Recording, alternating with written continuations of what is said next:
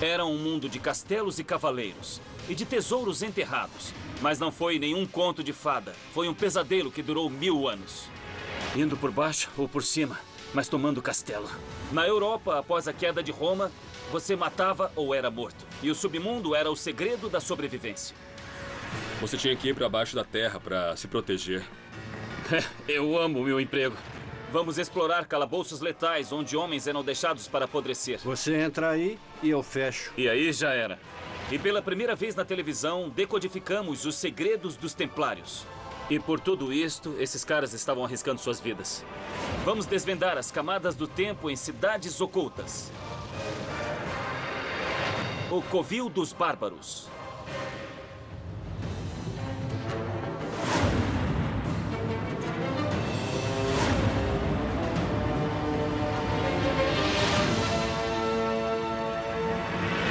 Eu sou Don Wildman e estou bem no meio da Europa Ocidental, na cidade de Luxemburgo, cenário de 1000 anos de guerras selvagens.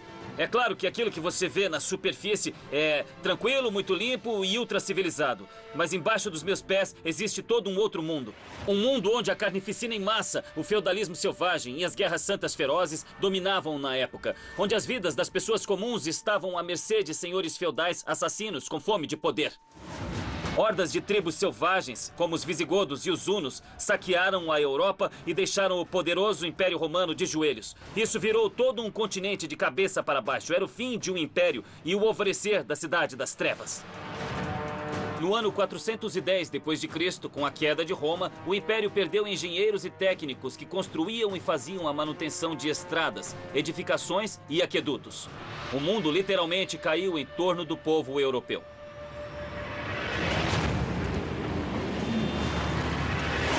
Eu estou perto da cidade de Luxemburgo, na cidadela de Wolferande.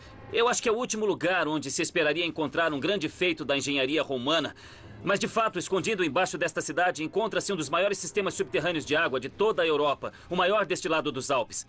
Eles se chamam Knats, e enterradas dentro deles estão as únicas pistas de um vilarejo romano perdido e das invasões bárbaras e brutais que o varreram do mapa. Desde que Júlio César conquistou os celtas em 53 a.C., colonos romanos abastados moravam no local que acabou se tornando Luxemburgo. Mas no final do século IV, um levante selvagem se espalhou pela Europa. Assentamentos inteiros foram varridos do mapa e, finalmente, a própria Roma foi saqueada e pilhada. Mas um resquício da glória romana sobreviveu aqui: os canais subterrâneos conhecidos como Knats.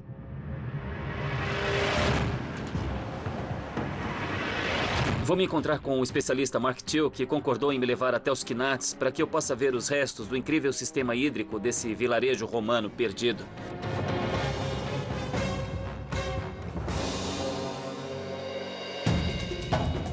Mark? Como vai, Dom? Bem-vindo ao Rasputin. Obrigado. Quer dizer então que é aqui que fica o Knat? Isso, esse é o local e, na verdade, podemos estar pisando sobre ele. No século IV d.C., esta paisagem era dominada por uma vila romana palaciana, cujo proprietário apreciava artes, engenharia e luxos, como água corrente. Mas com a queda do Império, 200 anos de vida civilizada foram varridos do mapa. Você trouxe uma grua para o meio da floresta. Bom, foi necessário. Esses Knats foram projetados para conter água, não pessoas. Então, para chegar lá, precisamos de engenharia do século XXI.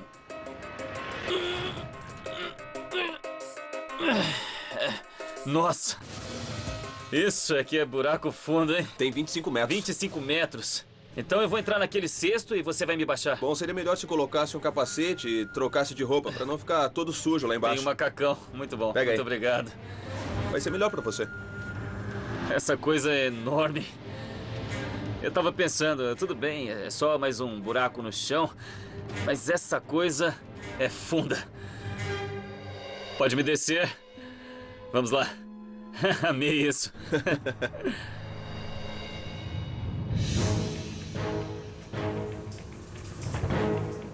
Em algum momento eu vou passar da Luxemburgo moderna para a antiga Roma instantaneamente. Olha só isso.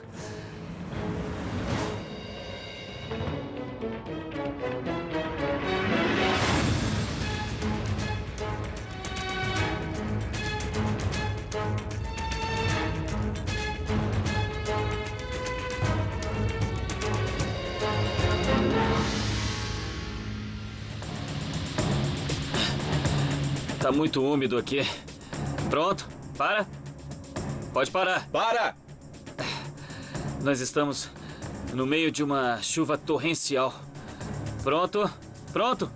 Pode descer, Mark. Abandonado e em desuso há quase 2000 anos, estes quiнаtes ainda estão coletando água. As últimas reformas feitas aqui embaixo datam de 370 d.C., o ano em que os romanos, lá na superfície, fugiram das hordas de bárbaros com desejo de matar. Tá muito bem conservado, hein? É, tá sim. É arenito maciço, pelo menos até aqui.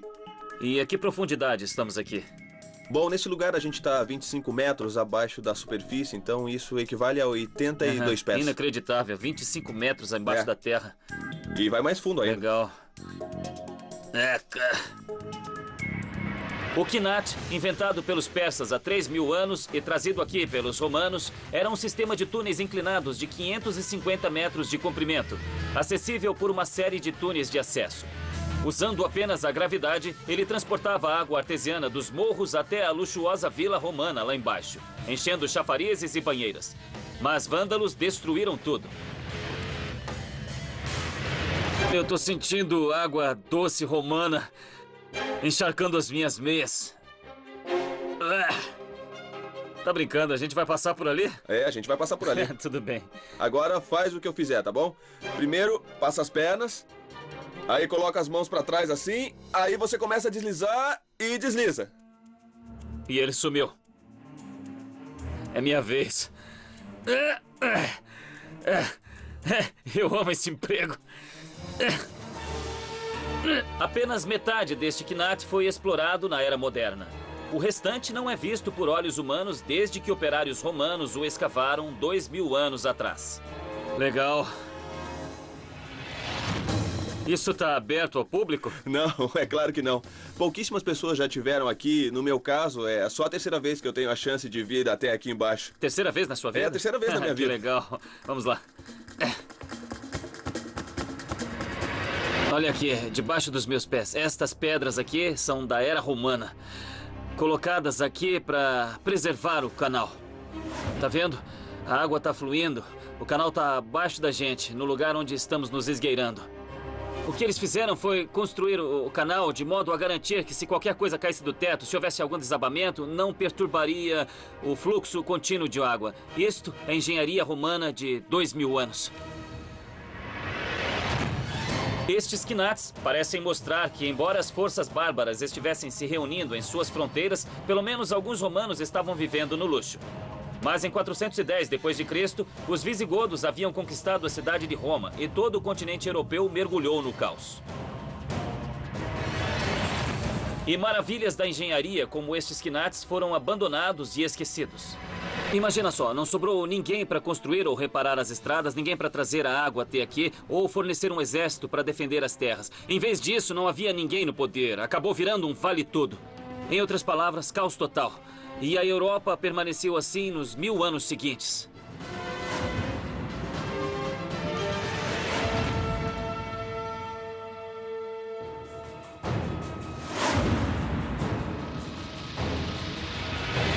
No século XIV, cerca de 900 anos após a queda de Roma, a Europa mergulhou no caos com o feudalismo brutal e os conflitos internos e as grandes epidemias.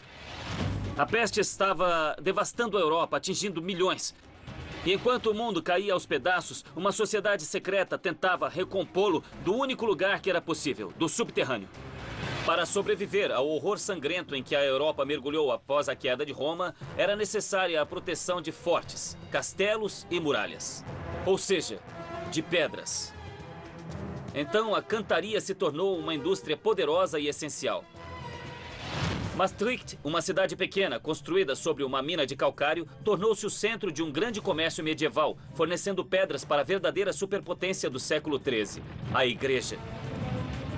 Já que era a única força unificadora da Europa, a Igreja tinha o poder de acusar qualquer um de heresia e condená-lo à morte e à danação. Mas em 1314, até os cavaleiros templários, os ricos e poderosos guerreiros sagrados, foram massacrados, quando seus rituais secretos e grande fortuna ameaçavam solapar a autoridade do Papa. Mas para poder construir as suas imensas catedrais, a poderosa igreja dependia de um pequeno e misterioso grupo de pedreiros, que pode ter preservado os segredos dos cavaleiros no subterrâneo.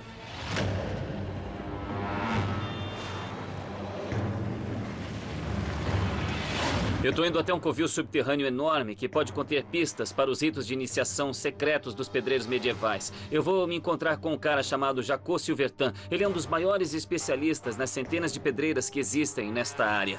E ele vai me levar para a maior delas, a pedreira de São Petersburgo. Jacó, como vai? Como é um vai? prazer conhecê-lo. Você quer entrar nas cavernas? É claro que eu quero. Se você emendasse as passagens do sistema original umas das outras, daria cerca de 300 quilômetros. Puxa. Então, é uma das maiores. Na era medieval, foi um dos maiores empreendimentos humanos do mundo ocidental.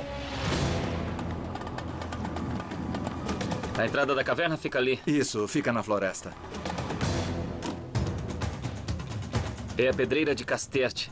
Dá pra sentir a mudança no ar já aqui. Não façam isso em casa. Olha só isso. Não é permitido entrar neste lugar, mas vamos tentar por aquele buraco ali. Este covil contém pistas preservadas há 700 anos que podem ligar os pedreiros aos templários. Cuidado com a cabeça.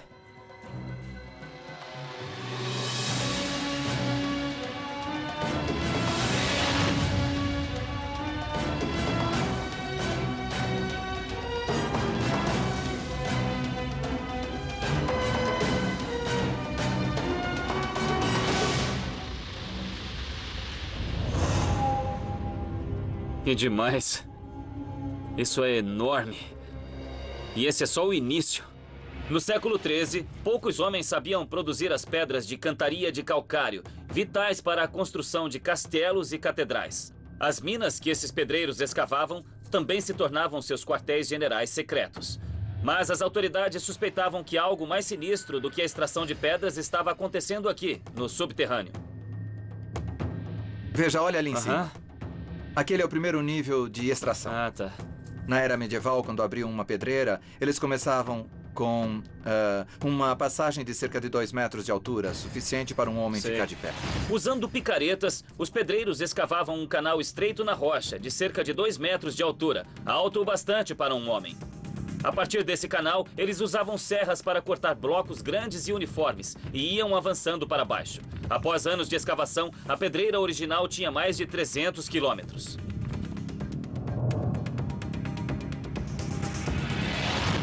Sabemos que os egípcios usavam as mesmas técnicas para extrair rochas quando construíram as pirâmides. E depois dos egípcios, essa foi a primeira vez na história que edificações foram erigidas com pedras extraídas dessa maneira. E por que isso? Quer dizer que as pessoas perderam esse conhecimento? Isso, depois especialmente depois que os romanos foram embora. Então eram técnicas muito sofisticadas. E onde eles as aprenderam? Bem, suspeitamos que foram trazidas para cá pelas cruzadas e achamos que foram trazidas especialmente pelos famosos templários, os cavaleiros templários que construíram uma quantidade enorme de castelos. Será que estas cavernas abrigam o legado perdido dos cavaleiros templários? Sabemos que os cavaleiros voltaram das cruzadas no século XII com conhecimentos valiosos, adquiridos de estudiosos e engenheiros muçulmanos, em uma época em que a sua própria igreja, altamente repressora, via a ciência como uma heresia. Na época em que muitas dessas pedreiras foram escavadas, os templários já haviam sido arrebanhados e massacrados. Mas os valiosos segredos de seu ofício, como técnicas de extração e ritos e rituais proibidos, podem ter sobrevivido, passados discretamente de uma geração para outra. Aqui, 9 metros abaixo de uma cidade moderna, encontramos prováveis evidências de que os pedreiros de Maastricht eram descendentes dos templários. O fato é que encontramos símbolos aqui usados pelos cavaleiros templários. Este é o templo dos cavaleiros templários. Mas não sabemos ao certo. Eu realmente gostaria de acreditar nisso. A gente tem mais luz? Já que os templários eram tão reservados, as suas tradições estão entre os grandes mistérios do mundo antigo. Seria legal iluminar mais aqui. Mas uma descoberta extraordinária da nossa equipe revelou evidências adicionais de atividades dos templários, que ficaram no escuro por séculos. É bem ali. Estão vendo aquilo? Ah, nossa. Isso é doido. Estamos iluminando aqui embaixo para gravar imagens para a série. E isso é muito legal, porque o Jacó está vendo coisas aqui embaixo que ele nunca viu antes, porque ele normalmente só vem aqui com um lampião a gás. E ele está encontrando... Ele encontrou algumas marcas novas. O que encontrou? Encontrei todo tipo de coisa. Estamos vendo inscrições que não conseguimos ver porque normalmente não temos luz suficiente. Tipo o quê? Podemos ver marcas topográficas e podemos ver pentagramas, que são símbolos místicos que os pedreiros faziam para dar sorte. Na superfície, as autoridades suspeitavam que esses homens reservados, vivendo e trabalhando no domínio do demônio, estavam aprontando aqui. Mas já que precisavam muito de pedras, eles não interferiam. Em vez disso, monges locais invadiram o santuário deles e deixaram as suas próprias marcas, avisos contra o que eles achavam que acontecia aqui. Tem mais um aqui. Sodomia. Onde? Aqui, e muito bem feito. Aquilo ali seria mesmo sodomia? Aquilo é sodomia. E também é bestialidade. Obviamente sim. Aquilo não é bom. É coisa ruim. Muito ruim. Havia alguém lá na superfície que queria avisar as pessoas no subterrâneo. Atente à sua moralidade libertina. Os pedreiros também deixaram as suas próprias mensagens, autorretratos que ficaram intocados por 500 anos. Então esse era o aspecto dos pedreiros por volta do século XIV. E era isso que se pensava deles. Um bobo da corte. Ele mesmo. E o bobo da corte, na era medieval, era o único que podia dizer ao rei que ele era bobo. Entendi. Desconfiados das autoridades da superfície, os pedreiros podem muito bem ter criado toda uma sociedade paralela aqui embaixo, incluindo a heresia medieval derradeira. Formar a sua própria seita religiosa e construir a sua própria igreja. E as evidências estão à nossa volta, em uma câmara gigante, em forma de cruz. Acho que a melhor comparação que se pode fazer é com os maçons. Entendi. Os maçons basearam a sua ordem nos conhecimentos dos cavaleiros templários. E existem ritos a ser cumpridos enquanto você avança como... É um modo de vida.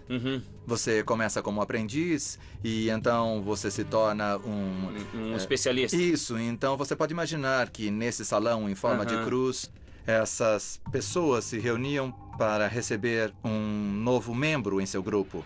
Se os pedreiros faziam seus cultos aqui, sem a bênção da igreja, corriam o mesmo risco que seus antepassados, os cavaleiros templários. Pense nas implicações disso. Bom, eu tô dentro, e isso não é nenhuma coincidência, de uma cruz, certo? Uma cruz enorme, e esta é a parte mais longa, e esta é a cruzeta. Não existe nenhum outro lugar em toda a pedreira que seja assim, então eles ficavam aqui por opção. Portanto, este seria o altar, certo? Então, esta praticamente é uma catedral subterrânea, e olha ali para cima. Todos aqueles símbolos intrincados ali em cima devem ter sido parte de alguma cerimônia secreta, de um ritual, talvez um rito de passagem, uma iniciação a um culto, talvez. Imagine como seria perigoso fazer isso aqui no escuro. Seria uma violação patente dos poderes na superfície. Tudo isto era uma heresia, e estes caras arriscavam a vida por isto.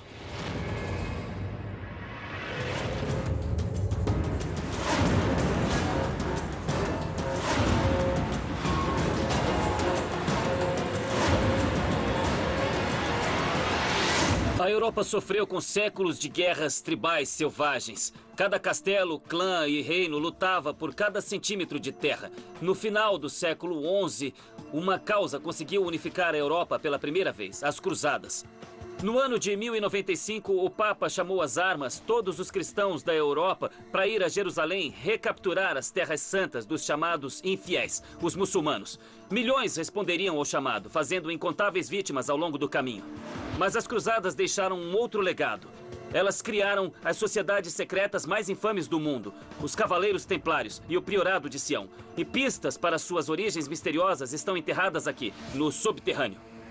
Durante 200 anos, os Cavaleiros Templários, um abastado grupo paramilitar cristão, formaram uma das organizações mais poderosas em uma época turbulenta.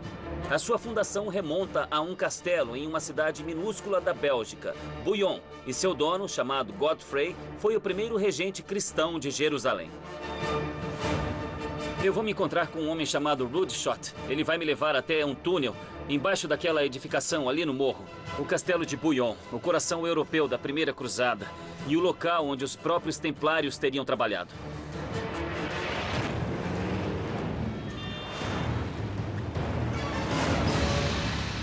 Belo local esse de vocês. É um lugar estratégico, né? Este castelo data do século X, quando a igreja era a única constante no caos que dominava a Europa. Os senhores feudais batalhavam incansavelmente por seus pequenos lotes de terra. Finalmente, em 1095, surgiu uma frente unida que tomou a forma de uma guerra santa. As cruzadas lançaram invasores cristãos contra exércitos muçulmanos do outro lado do mundo, mas elas começaram aqui, no castelo de Bouillon. O castelo de Bouillon foi construído sobre um morro e protegido de ambos os lados por um rio.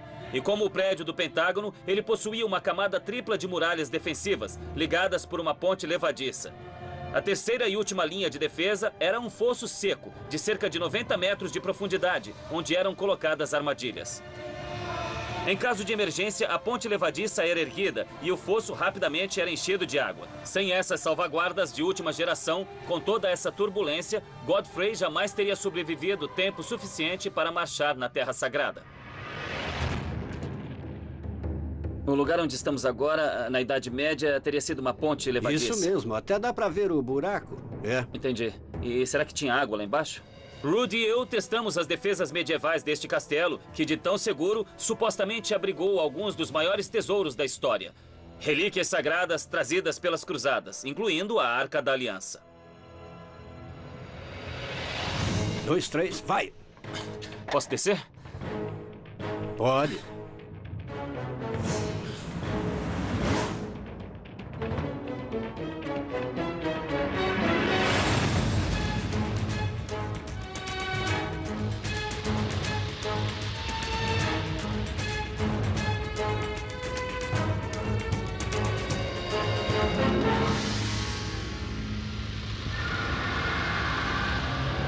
Ah, isso é muito legal. Então, este lugar aqui estaria cheio de água. Todo este espaço estaria tomado. Exato.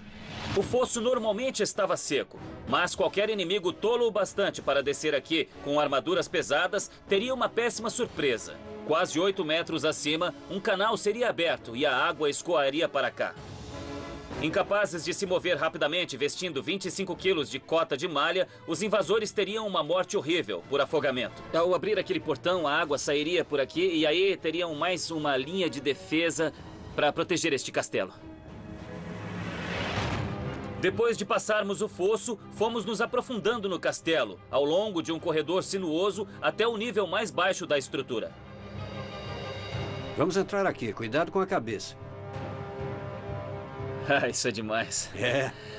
Então estamos no subterrâneo, bem embaixo do Castelo Bouillon. É. Godfrey, o dono desta fortaleza surpreendente, tinha um superior, o Papa. Em 1095, quando o Santo Padre convocou todos os cristãos às armas e para se dirigir a Jerusalém, Godfrey foi um dos primeiros a responder. Ele reuniu um exército particular de 40 mil homens, uma empreitada bem cara. Mas como é que ele foi capaz de bancar uma cruzada financeiramente? Financeiramente foi muito fácil, ele vendeu seu castelo. Ele vendeu este castelo.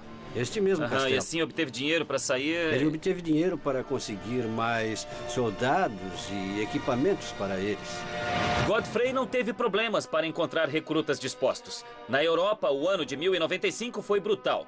Doenças, fome e violência eram constantes.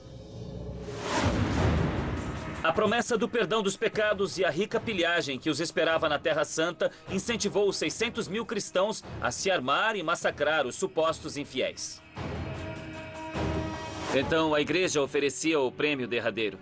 Se forem nessa cruzada, irão para o paraíso, não importa quantos pecados cometam. Exato. Quando o Duque Godfrey de Bouillon partiu para a Terra Santa, foi com a reputação de um líder piedoso e honrado. Mas ele também era um homem de sua época, e o século XI era uma época selvagem. Agora nós estamos chegando à parte onde existem prisões. Este é um lugar ruim, dá para sentir. Bouillon, como a maioria dos castelos da época, era uma fortaleza, um lar e uma prisão. Sob o domínio romano, havia a ordem da lei.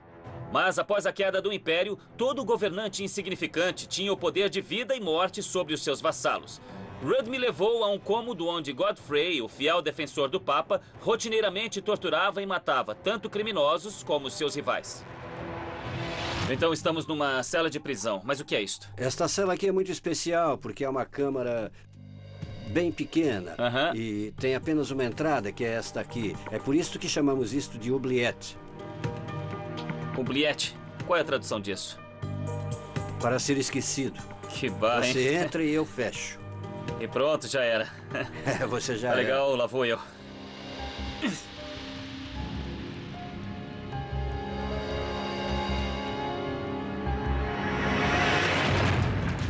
Os prisioneiros deixados na oubliette nunca mais saíam. Morriam lentamente de sede e fome. Assim era a justiça do século XI. Isso é muito sinistro. É uma coisa horripilante pensar em prisioneiros sendo trazidos até aqui no escuro e pensar que o homem encarregado deste castelo estava fora, lutando uma guerra em nome de Deus, uma cruzada para reclamar a terra prometida. E em casa, em seu porão, alguém sendo torturado até a morte. Em 1091, o Duque Godfrey conquistou Jerusalém. Contudo, um ano depois, ele foi vítima fatal da peste na Terra Santa e nunca voltou para reclamar o seu castelo. Mas alguns acreditam que antes de morrer, ele fundou uma ordem de cavaleiros dedicados a proteger os cristãos na Terra Santa, os Cavaleiros Templários.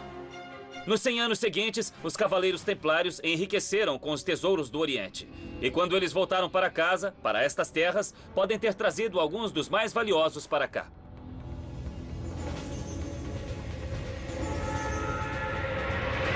Dizem os boatos que os templários resgataram as relíquias cristãs da Terra Santa e as trouxeram para a Europa. É um boato consistente. Acho que se pode dizer que provavelmente trouxeram. Podem estar bem aqui neste castelo. Bem, pode até ser, eu não sei. Pode ser apenas uma lenda, mas alguns acreditam que os Cavaleiros Templários esconderam a Arca da Aliança e o Santo Graal aqui, no castelo que financiou as cruzadas.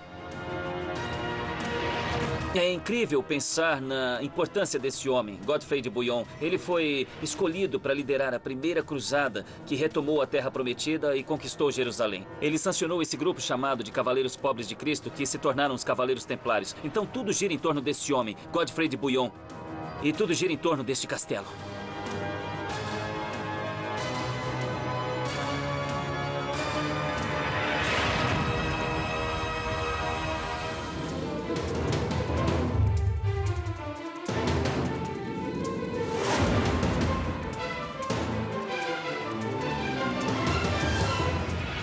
O exército da Roma Antiga era uma máquina imensa, bem azeitada, que dominava e protegia quase toda a Europa. Então, com a queda de Roma, a Europa, que antes era um império único e unificado, se resumia a milhares de pequenas cidades em guerra. E havia ameaças por todo lado. Guerreiros vikings ao norte, o vilarejo ao lado podia ser o seu pior inimigo. Então as pessoas que moravam aqui tiveram de revolucionar a maneira de se defender. E qual foi a opção? O castelo. E guerreiros profissionais chamados cavaleiros. Um bando de cavaleiros que travou batalhas dentro deste castelo lutava como guerrilheiros, lançando ataques surpresa, rápidos e devastadores. E então desaparecendo no subterrâneo.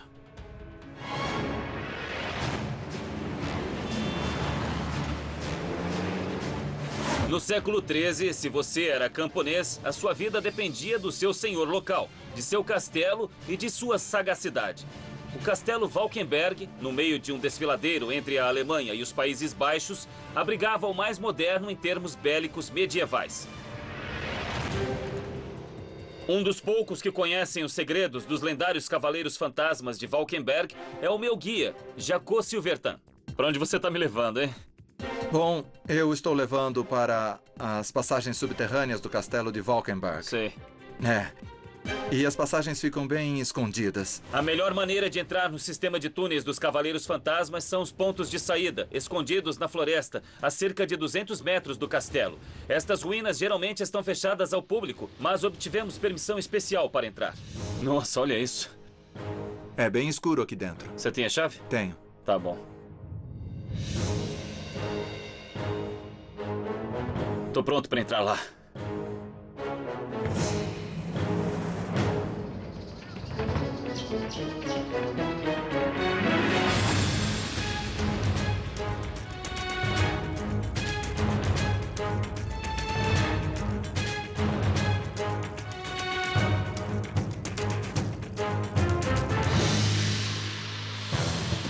Bem-vindo ao domínio dos Cavaleiros Fantasmas. Nós vamos até o lugar onde a pedreira medieval se encontra com as passagens que vêm do castelo. Entendi. Aqui tem uma, veja. Nossa, mas isso é demais.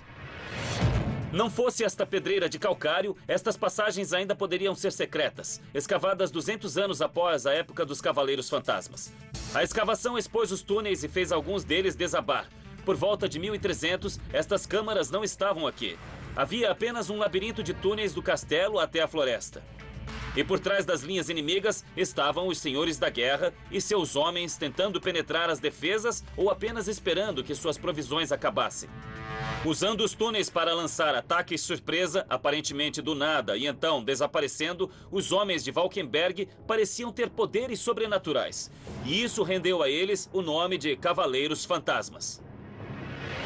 Espera, então essa aqui é a passagem dos Cavaleiros? É, exato. E antigamente ela era contínua? Exato, isso desmoronou. No século XIII, os guerreiros que se esgueiravam por esta passagem estavam bem longe da imagem romântica de cavaleiros de armadura brilhante. Eles faziam parte de um exército particular, custeado por poderosos senhores da guerra. Eles atacavam os vizinhos para conseguir dinheiro, provisões e armas, e então se recolhiam ao castelo. Então aqui embaixo estamos no século XV. No século XV, E como eu vou chegar lá em cima ao século XIII? Eu posso tentar encontrar uma escada. Você tem uma aqui embaixo?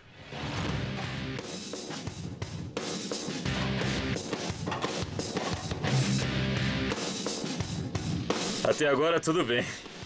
Esta é a parte ruim. Pronto, é aqui que eu morro. Então, se alguém quiser me dizer alguma coisa antes de eu partir... Na verdade, você é o primeiro a ir aí em cima.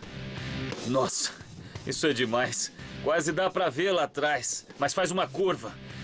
Então isto estaria ligado a este buraco aqui. É, onde... E se não fosse por esse desmoronamento, alguém poderia passar por este túnel sobre a minha cabeça. É, exato, isso. Mas onde nós estamos em relação ao castelo? O castelo fica pra lá.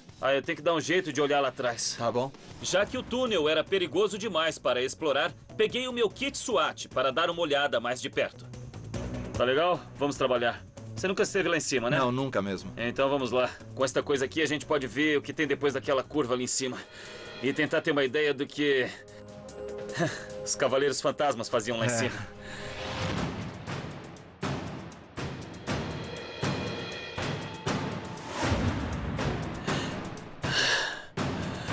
Isso é incrível. Eles escavaram tudo isso aqui. E desce pra cá. Desce em todas as direções. Esta pode ser a primeira vez que alguém entra neste túnel desde que os Cavaleiros Fantasmas se esgueiraram por aqui, armados até os dentes, há mais de 800 anos. Este é o túnel escavado pelos Cavaleiros Fantasmas. Isso foi no século XIII, para atacar esses soldados por trás das linhas inimigas. Imagine que você está no meio de um cerco medieval. No meio de uma guerra. Eu sou o cavaleiro, mas agora eu tenho como atacá-lo com um ataque surpresa. Eu tenho os meios para atacar sem que saibam de onde estamos vindo. Como isso teria sido incrível no século XII. Eu seria uma lenda.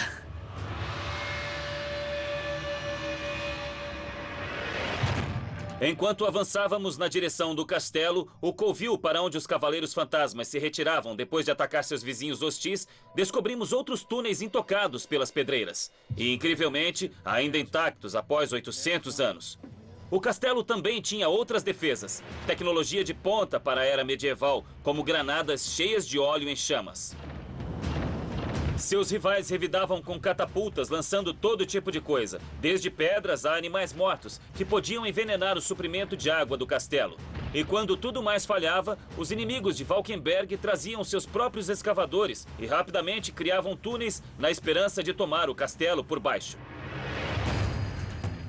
Então ainda estamos num túnel aqui? Ainda estamos em um túnel. A diferença é que esse túnel foi feito pelo inimigo. E dá pra ver que isto é uma contramina. Porque você pode ver que aqui, por exemplo, eles trabalhavam muito rápido. Não foi feito para ser espaçoso. Esse jogo subterrâneo de gato e rato prosseguiu por décadas. Mas o castelo só caiu quando os Cavaleiros Fantasmas perderam o seu líder em batalha no início do século XIV. Este é um túnel sem saída. E aqui Outro sem saída. Então esses caras estavam sondando e tentando escavar embaixo do castelo. Cada inimigo estava cercando o reino um do outro. Indo por baixo ou por cima, mas tomando o castelo.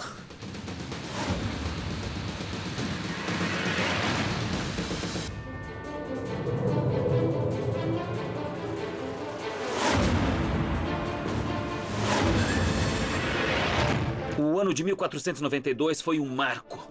Já fazia mais de 1000 anos da queda do Império Romano e a Europa estava no alvorecer de uma nova era, a Renascença. E com a nova era veio o novo império. Menos de 100 anos depois que Colombo encontrou o Novo Mundo, a Espanha, que antes era um punhado de reinos europeus, passou a ser um império global.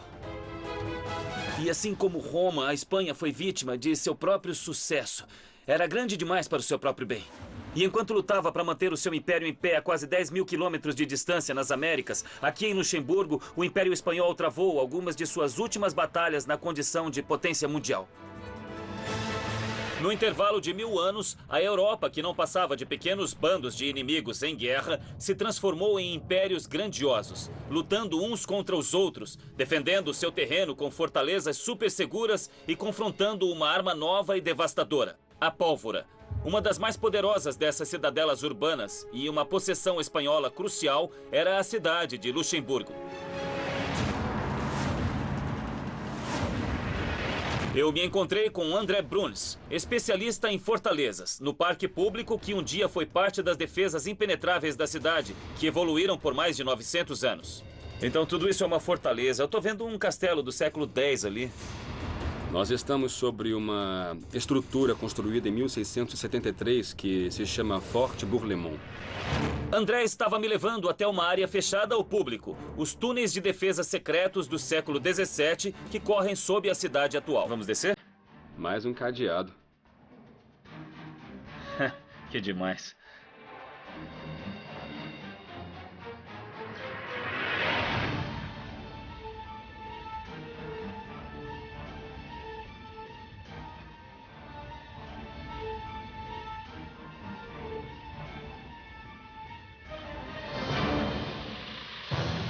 Olha só isso, é muito legal. É um espaço imenso. Então, na verdade, estamos dentro das paredes. Este é um projeto clássico de forte. Eles construíam túneis dentro das paredes para que os soldados pudessem se deslocar por eles. É isso aí. Mais de 300 anos atrás, a violência da época exigia um sistema de defesa sério, que reunissem fortificações urbanas datando até a Idade Média. E cercando a muralha externa, havia 7 fortalezas menores separadas, como esta. Uma torre central, cercada por uma muralha externa com túneis ou galerias dentro dela. Essa configuração foi criada para resistir não às flechas e catapultas, mas a canhões. No topo de cada torre havia uma plataforma de artilharia para que os defensores pudessem devolver o fogo. Nossa, que lugar fantástico, hein?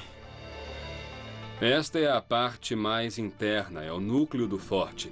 Nós estamos na chamada torre, e significa que é um lugar central e também um lugar que pode servir como último bastião quando tudo mais estivesse perdido. Este é o último bastião. É. O Forte Bourlemont foi o resultado da revolução da tecnologia militar após 1000 anos de brigas sangrentas constantes na Europa. A defesa derradeira contra os avanços mais recentes nos armamentos. Quando eu penso em guerras em castelos, nas guerras medievais, eu penso nos fossos, nas pontes levadiças, nas torres e tudo mais. Mas isso aqui é muito diferente, não é? Isso é diferente, sim. Ainda existem alguns desses elementos, mas a diferença foi o advento da pólvora. A pólvora foi trazida à Europa do Oriente Longínquo por volta de 1200 e acreditava-se que era magia negra. No século XVII, quando esta fortaleza foi construída, ela mudou as regras de combate. Então, o projeto destes túneis, deste forte onde estamos, realmente reflete o advento da pólvora, a nova forma de guerrear. Você tinha que ir ao subterrâneo para poder se proteger. Em 1684, estas fortificações subterrâneas foram colocadas à prova quando os franceses enviaram um exército de 30.000 soldados até aqui para tentar capturar a cidade. Essa coisa não termina nunca. Enfrentando 79 canhões de artilharia pesada, os soldados espanhóis lotados aqui revidaram daqui de baixo usando um labirinto subterrâneo imenso. Estes túneis estreitos foram escavados além da muralha protetora e, partindo da fortaleza, os espanhóis faziam rastilhos de pólvora até os canhões inimigos. Eles se esgueiravam por túneis como estes no calor da batalha, carregando a substância mais destrutiva da história da humanidade e a acendeu sob as armas francesas. Então a ideia era que, no final destas câmaras, nestes túneis que escavavam, eles colocariam explosivos debaixo do seu alvo, as baterias de armas. É isso. E se a destruição das armas inimigas falhasse e as muralhas da fortaleza fossem penetradas, os soldados espanhóis aqui estavam preparados para um último bastião suicida, usando um mecanismo de autodestruição. Nós estamos na câmara da mina, embaixo das muralhas da torre. Então, se você a explodisse, a torre desabaria. Estas câmaras conteriam 500 quilos de pólvora, com estopins longos. Se o inimigo chegasse à torre, os estopins eram acendidos.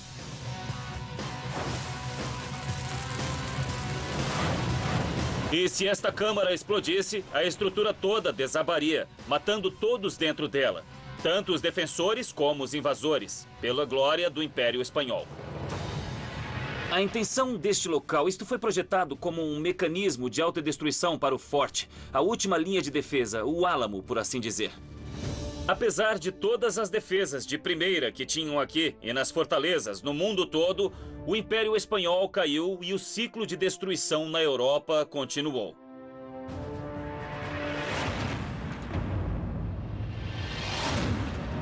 A reconstrução da civilização neste continente negro foi brutal, violenta e dolorosamente lenta, e levou mais de 1000 anos. Na Europa, após a queda de Roma, hordas de bárbaros cederam lugar para os templários, os cavaleiros ladrões, e finalmente para novos impérios munidos de armas de destruição em massa. Mas a sede de poder da humanidade nunca muda, e o barbarismo sempre está à espreita nos subterrâneos.